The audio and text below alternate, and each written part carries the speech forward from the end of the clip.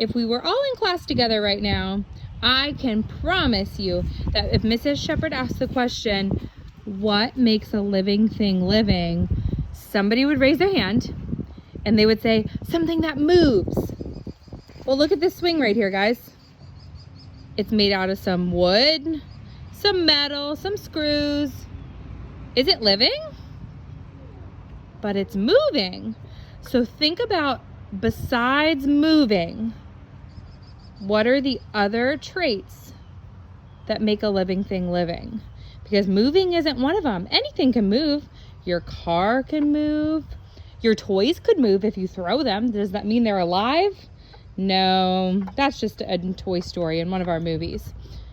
Think about what really makes living things living.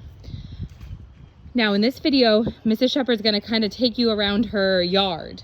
And I want your job for this week for science, one of your jobs is gonna be to pick out 3 living things you see and 3 non-living things you see in Mrs. Shepherd's backyard. Okay? Let's go ahead and take a look. Mrs. Shepherd walked out behind her back pasture a little bit, got a little bit away from the house. We gotta open up the gate here. Let's see what we can find. Remember, we're looking for 3 living, 3 non-living things.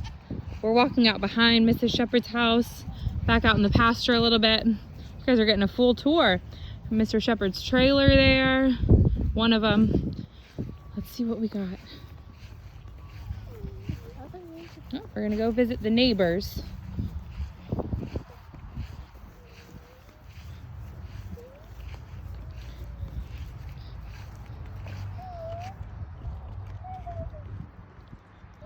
So right now, be thinking about what you're seeing.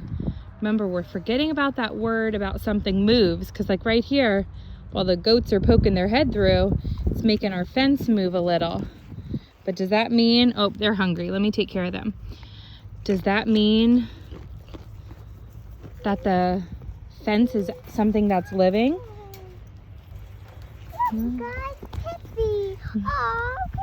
Tell Gracie be nice. Yeah. So think about those things that make a living thing living. What does a living thing need? And your first job is to tell me. I'll do a big scan all around. Find 3 things that are living. All right, guys, Mrs. Shepherd is still outside. And right now we're walking in between all those big trees. That's one of the girls' favorite things to do in the morning when we take our walks. So we're walking between the trees. And by now, I hope you found or thought of 3 living or 3 non-living things that you saw in Mrs. Shepherd's yard. If you couldn't find 3 in my yard, maybe you could go outside and look in your own yard. And those things that our living things need, what makes them living is that they need air, water and food, and then shelter. So, and sun, that's right. So our plants, they need sun.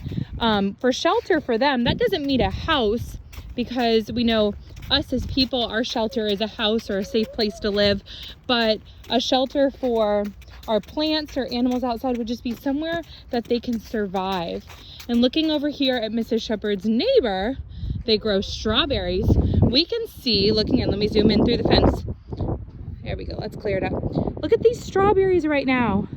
Now, strawberry bushes are very much a living thing. They are living because we know that they grow, especially when they have air, water, and you know, they get some food by getting some fertilizer in the water, and they have shelter. You can see those kind of beds that are built up so that they can grow in. Now some of them are turning brown, which means they're no longer living. They're starting to turn gray and brown, which means they're no longer living. You don't want to eat any strawberries off of that big brown bush right there, do you? I certainly don't. They're gonna be mushy and gross, and pretty soon they'll turn black. So that means they're no longer getting one of those things that makes them able to live. And what I know for a fact is that the strawberry season is over, so the strawberry growers have stopped watering them because it's no longer time to continue making strawberries. So that's just an example right there. The only thing that changed is that Mrs. Shepherd's neighbors stopped watering them and stopped turning on the sprinklers for them. And just like that, they're all starting to kind of die, and they're no longer going to produce delicious looking strawberries.